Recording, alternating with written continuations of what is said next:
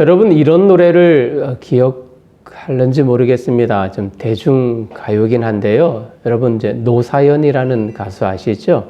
뭐 기독교인이기도 하지만 또 대중적인 노래, 그 가사말을 생각해 보면 참 의미가 있는 그런 노래들을 불러서 참 사람들이 참 좋아하는 가수라고 생각합니다. 그가 바램이라는 그런 이제 노래를 불렀는데요. 가사의 일부가 이렇습니다.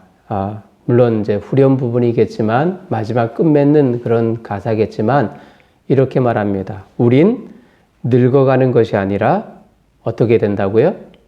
익어가는 것이다. 아마 많은 사람들의 뇌리에 기억이 남는 그런 가사의 한 대목이다 생각합니다. 우리는 늙어가는 것이 아니라 나이가 들면은 늙어가는 것, 육체가 쇠전하고 또 우리의 모든 것이 쇠퇴하겠지만 그러나 가사의 그런 내용을 보면 늙어가는 것이 아니라 쇠퇴하는 것이 아니라 오히려 익어가는 것이다. 이렇게 표현했습니다.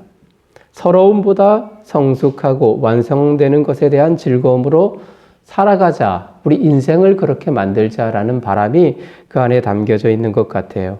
누구나 나이가 들지만 늙는다는 표현이 아주 그런 비감함보다 달관의 경지랄까? 익어간다는 표현은 우리를 아주 차분하게 만듭니다. 식구들을 위해서 밥을 이렇게 지어내는 아낙네들에게는 참 밥이 익다라는 표현은 참 따스함으로 다가옵니다. 또 과일을 보면 특별히 뭐 사과나 배나 참 사과가 익다, 배가 익다, 감이 익다라는 표현을 보면 참 우리의 마음을 풍성하게 만들죠. 기대와 희망을 솟게 만듭니다. 우리를 웃게 만듭니다. 그러나 설익다라는 표현은 그리 썩 유쾌하지는 않습니다. 여러분 판단하는 것도 똑같습니다. 자, 오늘 제목을 보면 설익은 판단이라는 제목으로 우리가 함께 살펴봅니다.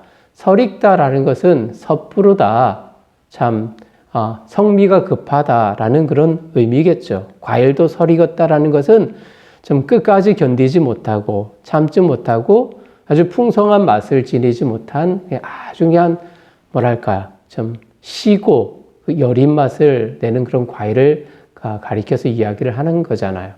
판단하는 것도 우리가 좀 지극히 생각하고 또 많은 부분에서 이리저리 따져보면서 그 사람에 대한 평가를 하는 것이 마땅하지만 그러나 즉각적으로 또 어쩌면 그런 표면적으로 판단하는 것은 의미가 없다라는 이야기죠. 오히려 오해를 일으킬 그런 요소가 다분하다 말할 수 있어요. 우리 신앙과 믿음은 과연 어느 수준에 있는지, 설익었는지 아니면 잘 익었는지 우리의 현 주소를 발견하기를 간절히 원합니다. 그리고 보다 주님께서 바라보시기에 합당한 일꾼으로서 교회뿐만 아니라 가정과 사회 속에서 하나님의 진실된 성숙한 그리고 성실한 일꾼으로 설 수 있기를 주님의 이름으로 부탁합니다. 자, 오늘 말씀을 보면 5절까지의 내용을 우리가 읽었습니다. 자, 이 내용을 보면 교회 내에서 사역하는 직분을 가진 이들에 대한 사도 바울의 권면이다 말할 수 있어요. 1절을 보면 특별히 이렇게 이야기합니다. 사람이 마땅히 우리를 그리스도의 일꾼이요 하나님의 비밀을 맡은 자로 여길지어다 표현하고 있죠. 자, 우리라는 표현은 사도 바울을 위시한 사역자를 이야기를 하는 거예요. 뿐만 아니라 고린도 교회를 거쳐갔던 목사들을 이야기를 하는 거겠죠. 자, 이들 복음을 증거하는 사람들인데요. 자, 폭을 좁히면 고린도 교회를 거쳐간 사역자들, 목사들을 말하는 거겠죠. 그리고 좀 폭을 넓히면 교회 안에 정말 교회를 섬기고 또 직분자로서 많은 성도들을 바른 길로 이끌어가야 할 성도 모든 사람들을 가리키기도 합니다. 교회 안에 성도들을 만나는 지도자들에 대한 기본적인 마음을 나타내고 있는데 그 마음은 이렇습니다. 그리스도의 일꾼이다. 그리고 하나님의 비밀을 맡은 청지기, 그런 직분을 가진 사람 정도로 이해력과 포용력을 갖추라라는 그런 권면의 말씀이겠죠. 그런데 여러분 1절 말씀을 읽으면서 어떤 어감을 가졌습니까? 조금 거창한 표현 같죠? 그죠? 그리스도의 일꾼, 또 하나님의 그 일들을 맡은 사람, 다른 말로 표현하자면 청지기라고 표현할 수 있는데요. 참 아주 거창한 말 같아요. 대단한 권위를 가진 뉘앙스 같지만 사실은 그렇지 않습니다. 바울이 스스로 자신을 높여 일컫는 말 같지만 사실은 사역자들에 대한 성도들의 과대망상에 대한 거품을 빼는 것과 같습니다. 신비스럽고 위대한 일을 감당하는 사람처럼 볼 이유는 없다라는 말입니다. 하나님의 비밀을 맡은 자로 여길지어다 이렇게 표현을 하고 있지만 그러나 그들 모두가 하나님의 부르심을 받아서 하나님의 심부름을 하는 종일 뿐이다. 그 이상, 그 이하의 생각을 품지 말라라는 사도 바울의 권면입니다. 여러분, 일꾼이라는 단어를 좀 더 상세히 표현하자면 큰 집의 가사를 책임지고 돌보는 일을 맡아 하는 사람을 가리킵니다. 주인의 식탁에서 주인이 음식을 잘 드실 수 있도록 시중 두는 사람입니다. 그리고 집안의 여러 종들에게 지시를 하기도 하고요. 또 특별히 주인이 출타했을 때에 주인을 대신하여서 재산을 관리하는 정도. 그것이 바로 일꾼에 담겨진 의미입니다. 여러분, 구약에서 우리가 참 위대한 인물로 일컫는 모세, 그죠? 아브라함, 또 혹은 요셉, 그런 등등의 사람들도 일꾼에 불과한 것입니다. 우리는 그들의 믿음을, 그들의 수준을 아주 대단하게 생각하지만 그들 역시도 주인의 말에 순종하고 따를 책임이 있는 일꾼, 종에 불과한 것입니다.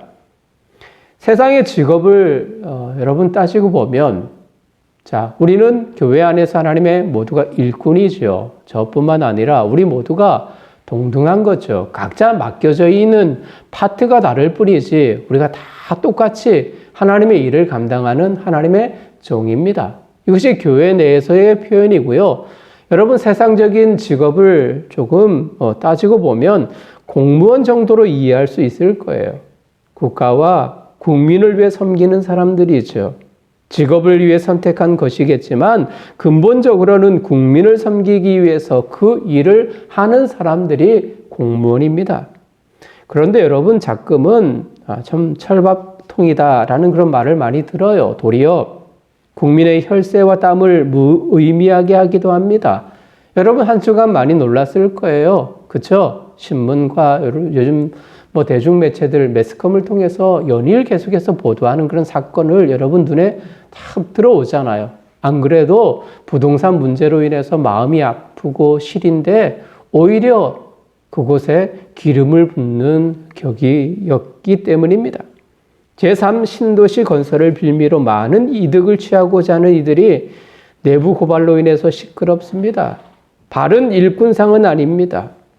교회 내에서도 진정성 있는 돌봄과 섬김과 사랑으로 무장되어야 하지만 교회를 생각하기보다 내 안위를 생각하고 취하고자 하는 이들은 그리스도의 일꾼이 아니라 도리어 사단의 일꾼이다, 사꾼이다라고 말할 수 있는 것입니다. 일꾼이라는 이 말, 혹은 다른 말로는 종입니다. 노예입니다. 맡은 자라는 것은 독자적인 결정권이 있다 없다? 없습니다. 권위도 없습니다. 단지 주인이 시키는 대로, 지시하는 대로 움직이는 사람일 뿐입니다. 주인이 일꾼, 또 종, 하인, 이들에게 바라는 것은 무엇일까요? 여러분, 거창한 것 없어요. 이들에게 바라는 것은 오직 한 가지입니다. 그들에게 대단한 업적을 기대하지도 않아요. 명령에 따른 일의 처리 능력입니다. 순종의 여부만을 주인이 판단할 뿐입니다. 성실하고 또 실한 그 모습만 갖추면 됩니다. 그들에게 요구하는 것은 2절 보세요. 맡은 자들이라는 것은 종을 이야기하는 거죠. 일꾼을 이야기하는 겁니다. 그들에게 구할 것은 무엇이다? 충성, 그 하나입니다. 주인이 바라는 것, 다른 것 없다는 말이에요. 명령에 대한 신실한 태도입니다. 물론 사역자들을 향한 권면이지만 모두가 교회의 일꾼이라면, 사역자들이라면 저와 여러분 모두에게 포함되어지는 주님의 당부인 것이죠. 여러분, 사도 바울이 왜 사역자들을 가리켜서 일꾼이라고 지칭했을까요? 여러분, 고린도 교회의 문제가 무엇인가를 생각해 보면 쉽게 풀립니다. 그들의 문제가 줄곧 제가 말씀을 드렸죠. 분열이었던 거죠. 나뉘어지는 일들이었던 겁니다. 고린도 교회의 파당 문제입니다. 지도자 때문에 다투고요. 그런 모습을 바라보면서 사도 바울이 다투지 말라는 거예요. 일꾼이 중요한 게 아니다. 종이 중요한 게 아니다. 주인이 시키는 그 일에 충실한 그 자세, 그 하나만으로 충분하다. 그래서 너희들이 각자 나름 지도자들로 인해서 서로 나뉘거나 싸우거나 그렇게 분열의 모습을 보이지 말라는 이야기입니다. 그것으로 고린도 사회에 선한 영향력을 발하지 못하고 있기에 더욱 그러하겠죠. 교회 안에서 주인 노릇하지 말고 그리스도의 종다움이 모두에게 있기를 바라는 마음입니다. 교회의 주인은 주 예수 그리스도 외에는 없습니다. 그렇다면 우리는 우리에게 스스로 질문을 할 수 있겠죠. 나는 그리스도의 종인가? 아니면 나는 교회의 주인처럼 행세하고 있지는 않는가? 우리 스스로 질문을 하면서 종이라면 우리가 그렇게 인식한다면 그분을 모시는 정말 하인다움의 태도가, 종업원다움 태도가 우리 가운데 있어야 될 줄 믿습니다. 자, 두 번째 주제는 판단입니다. 판단.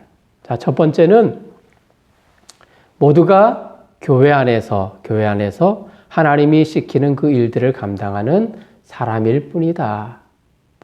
그래서 서로 시기하거나 질투하거나 나뉠 이유가 전혀 없다는 것을 이야기를 했어요. 자, 두 번째는 판단에 관해서 이야기를 합니다.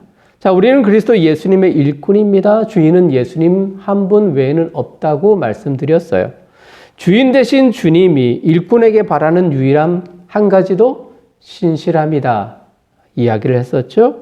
자, 교회 안에 일꾼들은 서로에 대한 다툼이나 시기 질투는 별로 의미가 없습니다. 주인께 충성하고 그분의 마음을 흡족하게 하는 그런 태도가 같은 그런 마음을 품는 것, 그것만으로 족하죠. 판단하고 스스로 잣대로 입방아에 올릴 것이 아닙니다.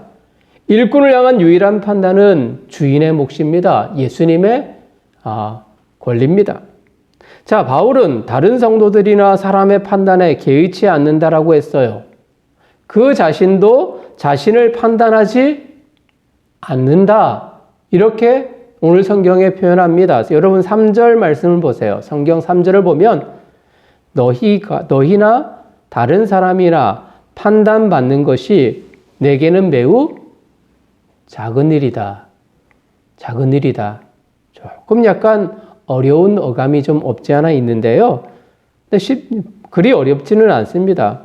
자, 이 말은 큰 의미를 두지 않는다 말하는 거예요. 판단받는 것에 대해서 다른 사람이나 혹은 스스로 판단받는 것에 대해서 나는 별로 크게 신경 쓰지 않는다. 그리고 나는 나를 판단하지도 않는다. 사도 바울이 말하는 내용입니다. 여러분, 더 충격적인 것은 4절입니다. 4절을 보면 자책할 아무것도 깨닫지 못했다 표현합니다. 여러분, 이 표현을 보면서 어떤 마음이 들어요? 사도 바울이 교만한 사람 아닌가? 이런 표현을 쓸 정도로 참 교만의 최고봉을 달리는 사람이었던가 싶습니다. 4절 깨닫는다, 깨닫지 못했다라는 이 속에 깨닫다라는 이 단어는 원래 양심이라는 단어와 연결되어져 있습니다. 그래서 다소 어감이 그렇긴 하지만 바울의 말을 이렇게 번역할 수 있어요. 아무것도 내 양심에 꺼리끼는 것을 나는 가지고 있지 않다. 즉 말해서 나는 양심이 깨끗하다. 다른 사람이 나를 판단할 정도의 그런 양심의 금이 간 생각과 행동을 한 적이 없다. 나는 너무나도 떳떳한 사람이다. 양심이 깨끗한 사람이다. 사도 바울이 그렇게 말하는 겁니다. 당당하죠. 고린도 교회를 과거 1년 6개월 동안 섬겼고 사역했던 그가 참 마음으로 양심으로 꺼리끼는 일을 한 적이 없고 게으르지 않았다는 그의 속마음의 표현입니다. 조금도 불충실하지 않았다는 고백입니다. 여러분 어찌 이렇게 이야기할 수 있을까요?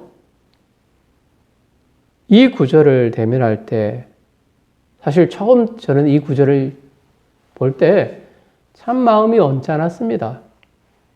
바울이 어떤 사람이길래 양심의 가책을 받지 않을까? 그렇게 호언장담할 수 있을까?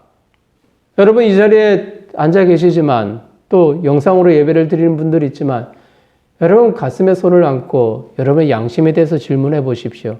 양심에 꺼리끼는 일이 하나도 없었습니까? 많으면 많았지. 없지 않았을 거예요. 너무 많아서 큰 탈이지. 그죠? 그렇지 않습니까? 저만 그렇습니까?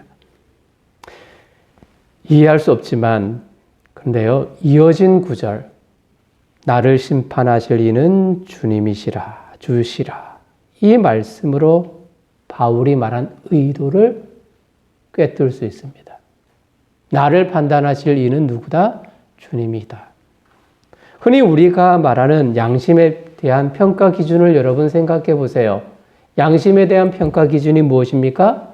양심의 기준은 도덕입니다. 그죠? 세상의 사람들이 가지고 있는 도덕성, 윤리성, 그 기준에 따라서 우리가 우리의 양심에 대해서 생각을 합니다.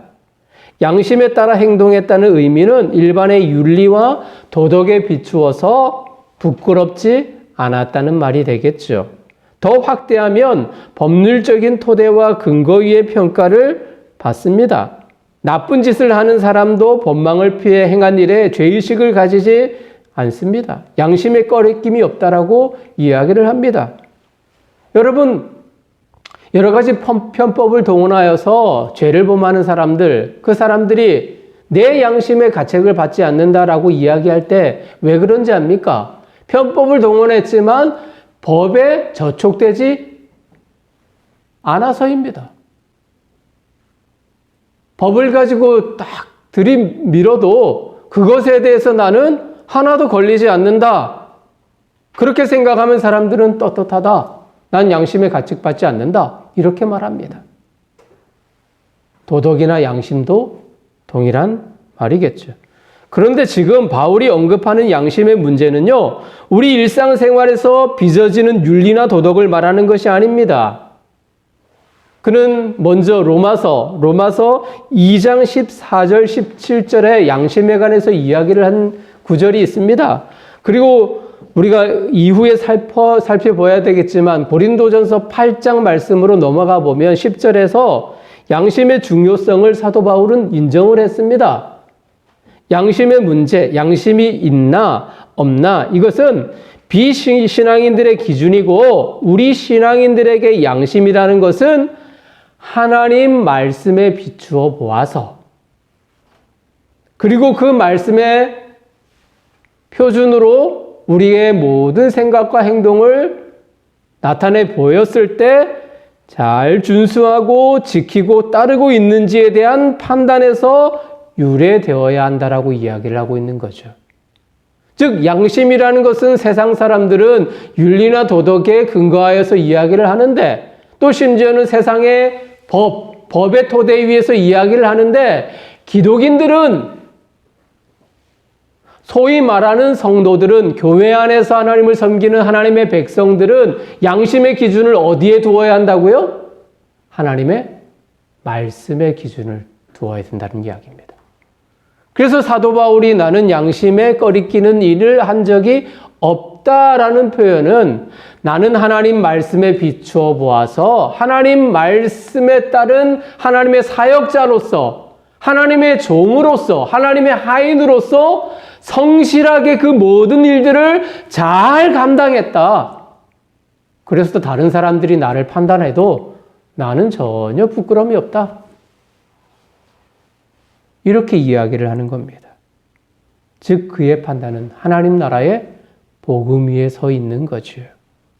자, 지금 우리가 지닌 양심은 양심에 관한 판단은 성경에 근거하고 있지 않기 때문에 문제입니다.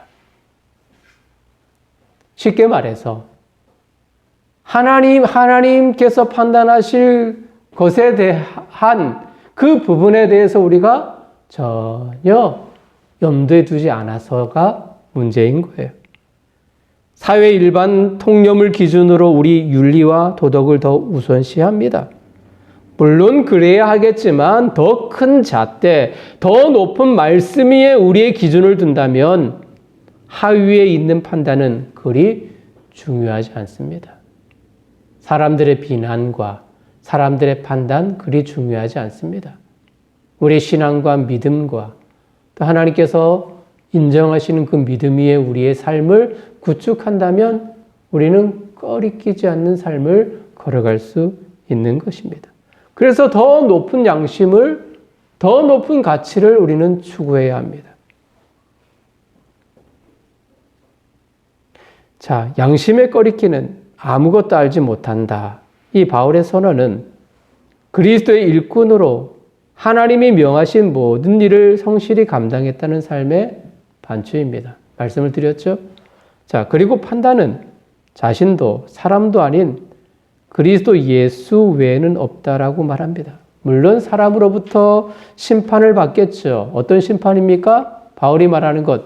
야, 바울이 잘했다, 못했다. 자, 바울이 고린도 교회를 목회했으니까요. 바울이 목회할 때 평가하겠죠. 사도 바울이 이런 면에서는 자, 설교에는 몇 점, 그리고 신방에는 몇 점, 전도에는 몇 점, 뭐 등등의 사람의 판단이 있겠죠. 그죠? 있죠. 아볼로도 마찬가지입니다. 게바도 마찬가지고요. 그리스도파를 추종하는 그 사람들도 각자 나름 사람들의 평가를 하죠. 그런데 사도 바울은 그런 평가보다 우리가 결국 전국에 하나님 앞에 설 때에 그리스도 예수님의 그 날에 예수님이 재림할 때에 예수님의 평가가 중요하다는 것을 언급하고 있는 겁니다. 그래서 사람의 평가 때문에 일비하지 말아라. 우리가 하나님 앞에서 그리스도의 날에 부끄럽지 않는 사람으로 설 수 있도록 더 노력하고 더 성실히 살아가는 것이 더 낫다는 것을 강조하고 있는 겁니다. 주님이 유일한 심판관이라면 우리가 취할 태도는 남을 판단하는 것 삼가하는 거겠죠. 특히 신앙적인 믿음의 일들을 감당하는 이들을 향해서 우리의 시선은 더욱더 조심해야 합니다. 믿음이 있다 없다를 쉽게 말해서는 안 되는 거예요. 직분자들, 특별히 교회 안에서 집사님, 권사님 혹은 또 성도로 있다 할지라도 그들의 믿음의 유무를 우리가 어떻게 판단할 수 있습니까? 판단할 수 없습니다. 그래서 저는요, 지난주에 여러분들에게 설교를 하면서 적용하는 부분에서 설교를 좀 드렸던 그 부분을 조금 후회를 했어요. 말씀을 준비하면서. 기억하셔요? 기억을 안 한다면 참 감사합니다. 다 잊어주시고요. 제가 이런 이야기를 했습니다. 이야기를 좀 드리자면 제가 교단에 관해서 이야기를 좀 했었죠. 고신교단의 그런 출발. 그러면서 지금 우리 고신교단도 오히려 교회를 교단 위에 쌓는 것과 같다. 이런 이야기를 좀 들었습니다. 교회도 마찬가지입니다. 많은 교회들이 지금 세상의 명성 위에 또 목사의 이름 위에, 그죠? 그리고 교회 건물이라는 그 이름 위에 교회를 세워나가는 교회들이 참 많다. 그런 말씀을 좀 드렸습니다. 참 그러면서 한편에 제 마음은 그래요. 우리는 그래도 건전하게 쌓아가는 그런 교회를 추종하자. 그러면서 이것을 강조하기 위해서 약간의 그런 부분들을 조금 이야기를 좀 건넸는데 말씀을 준비하면서 하나님이 그런 마음 주셔요. 내 스스로 그런 판단을 좀 유보하면 어떻겠니? 다른 사람에 대해서, 특별히 다른 교회에 대해서, 다른 목사에 대해서, 또 다른 교회 직분자들을 위해서 판단하는 것을 조금 이렇게 수면 아래로 내려놓으면 어떻겠니? 그 부분의 최종 판단은 누구? 예수 그리스도, 예수님 외에는 없다는 것을 우리들에게, 아니 나 자신에게, 저 자신에게 그렇게 하나님이 깨닫게 하십니다. 참 평가는 지금이 아니라 훗날 하나님의 때입니다.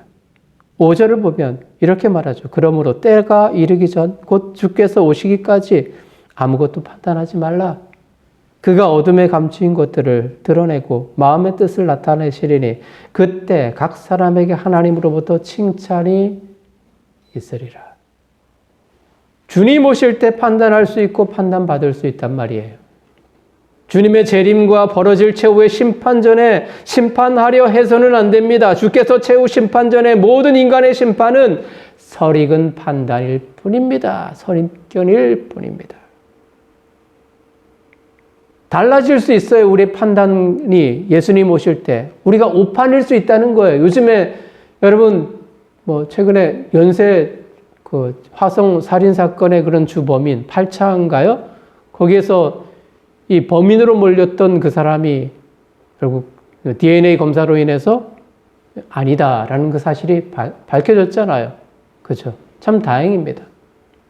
이렇게 뒤바뀌는 경우들이 있어요. 우리의 판단에는 A가 긍정이고 B가 부정이지만, 그러나 주님 오실 그날에 판단했을 때 그것이 뒤바뀌어 있을 수도 있다는 거예요.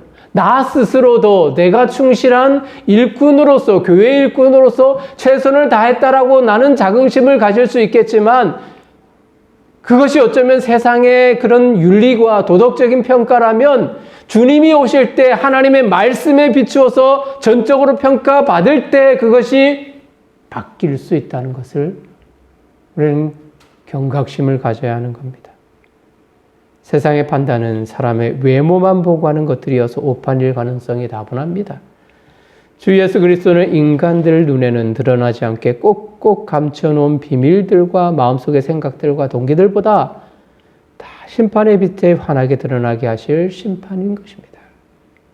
그때 비로소 진정한 심판이 이루어지고 하나님께서 성실한 자들을 각각 칭찬할 거예요. 따라서 복음 선포자들은 교인들의 비판이나 칭찬에 좌우로 흔들리지 말아야겠죠. 그리스도의 종들로서 그리스도에게 절대적으로 충성하는 것 외에는 없습니다.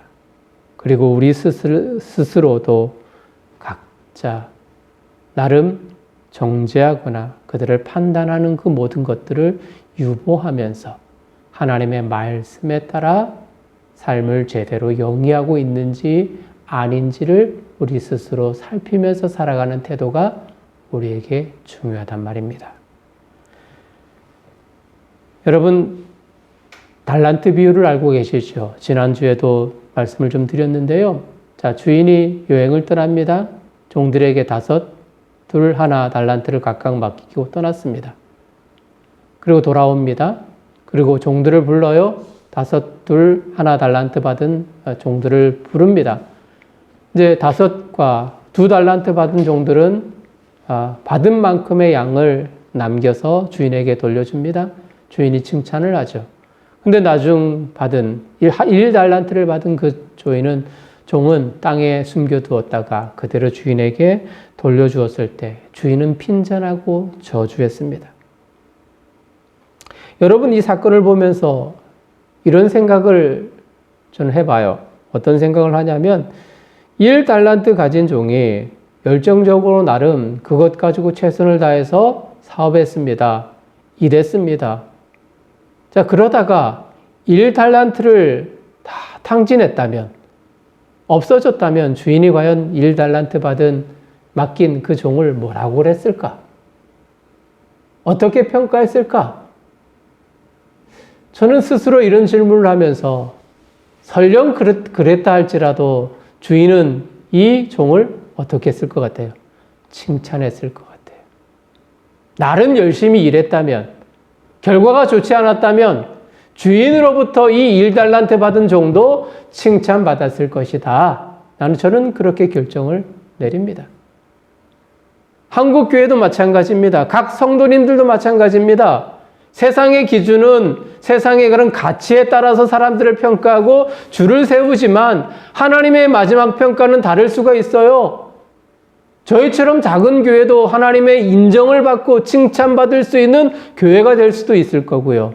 세상 속에서 좀 가난하고 힘없이 살아가는 성도도 주님의 그날에 칭찬받고 주님으로부터 특별한 평가를 받을 수도 있다는 겁니다. 아무것도 몰라요. 근데 조건은 있지요. 맡은 자들에게 구할 것은 충성이니라. 최선을 다하는 것입니다. 그 자리에서.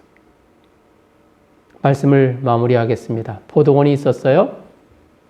며칠째 일을 하지 못하는 일용직 근로자들이 그 포도원 주인이 내건 공고문을 보았습니다. 일꾼을 모집한다라는 공고였어요. 한 일꾼은 오전 9시에 일을 하겠다 찾아왔습니다.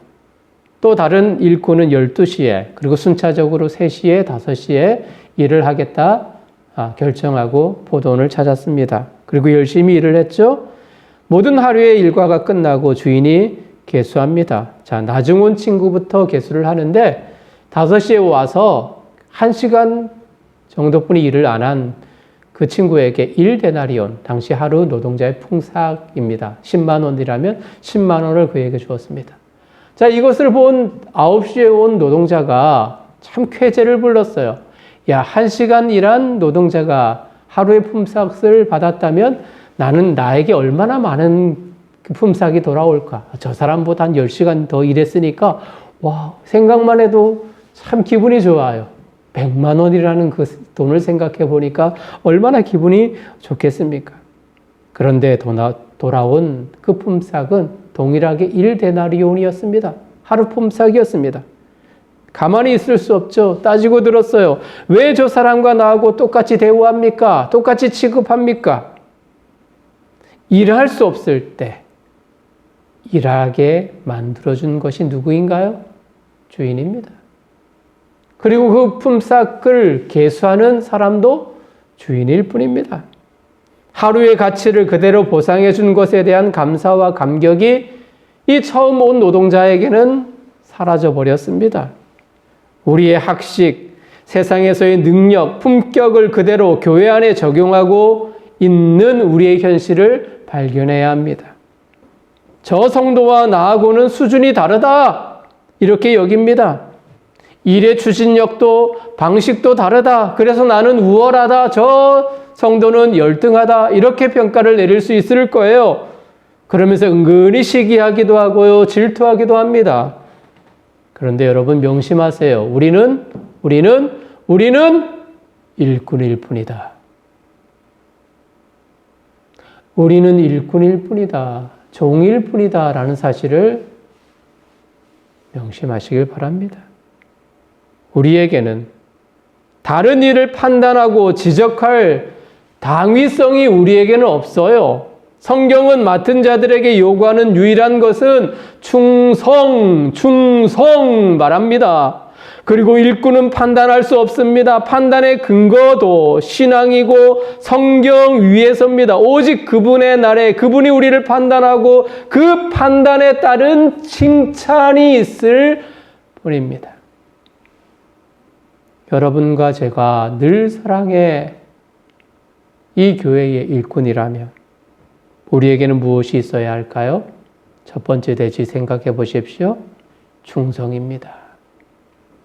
그리고 서로에 관한 판단보다 맡긴 일에 대한 충성으로 주님께 칭찬을 기대하면서 살아가는 것이 우리의 몫입니다.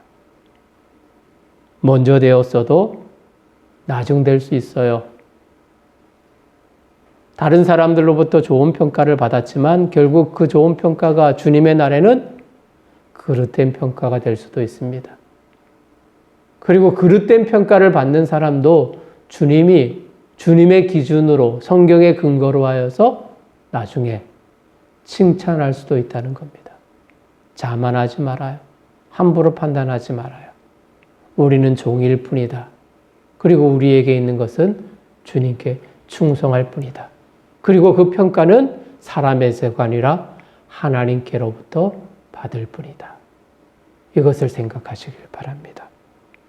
사랑하는 모든 늘사랑의 우리 식구들이 주님의 선한 청지기로서 맡은 소임을 잘 감당하여 주님의 날에 주님의 칭찬을 받는 저도 칭찬받기를 바라고요. 여러분 모두도 주님의 칭찬을 받는 선한 주님의 일꾼이기를 주님의 이름으로 축복합니다.